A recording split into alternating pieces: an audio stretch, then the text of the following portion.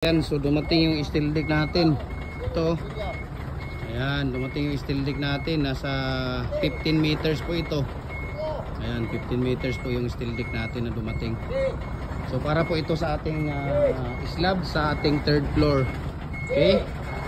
Ayan, para po yan sa ating slab sa third floor.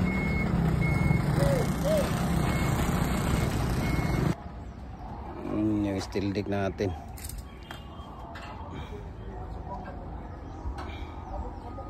So yung nailagay na natin yung isang steel deck natin dito sa taas. Okay? Kasi 7 po ito eh. So mayroon ng 6 na ano. Ayan. So pangalawang steel deck na po natin, no. Nailagay na natin yung ating pangalawang steel deck. So ang naiwan na lang dito 5 steel deck na lang yan, no. Sige. Ayan, so 3 na yung naikabit natin, no? 4 na lang ang kulang natin. Ayan. Okay.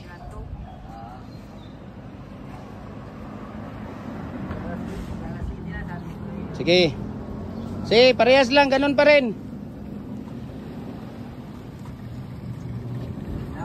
Sige, ganun pa rin.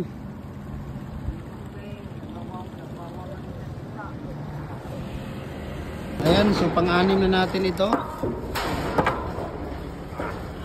Ayan, nailagay na natin, no, pang-6.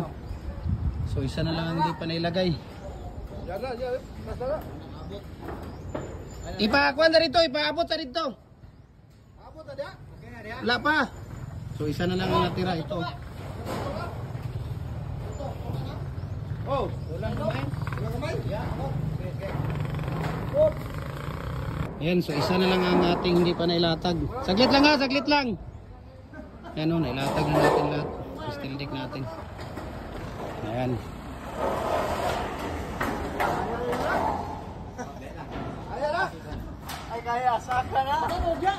Ayan, so nailagay na natin yung ating 7 steel deck dito sa taas. Ano? Ilagay na natin. So, nag-ready tayo dito ng ating tawag dito.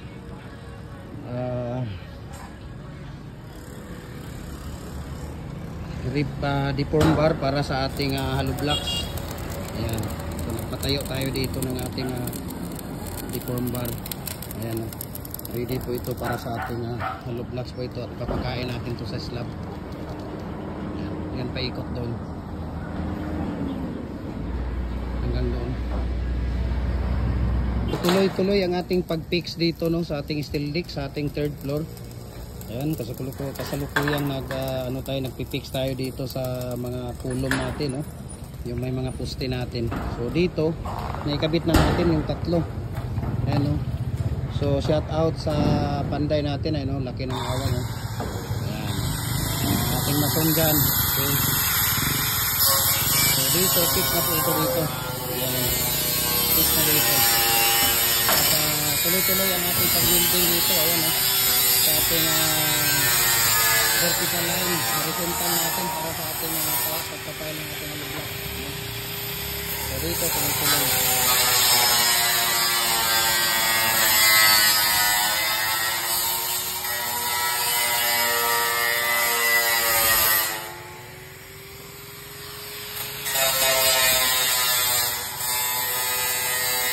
So naikabit na natin, no?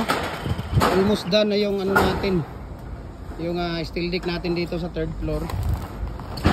Ayan, yung sinisit na lang natin dito, yung siroho na lang niya. Ayan, yung siroho dito sa gilid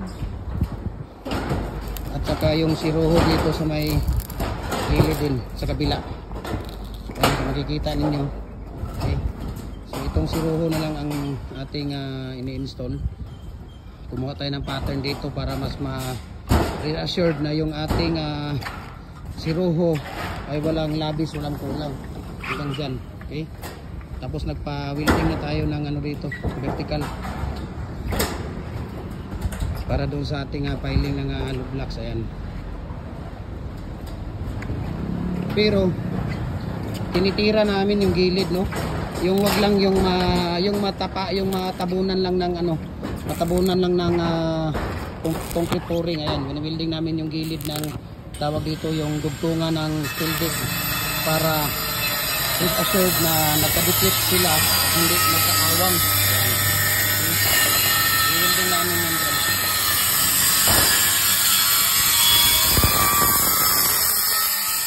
Hindi naman siya magkarasti dahil hindi siya tumatago sa ilalim. Dito lang siya sa joint natin. Dito lang siya sa beam. Ayan o. Ayan. Building na yan siya dyan. Tapos dito. Building na siya. Ayan. Tapos building natin. Mga siruho na lang dito.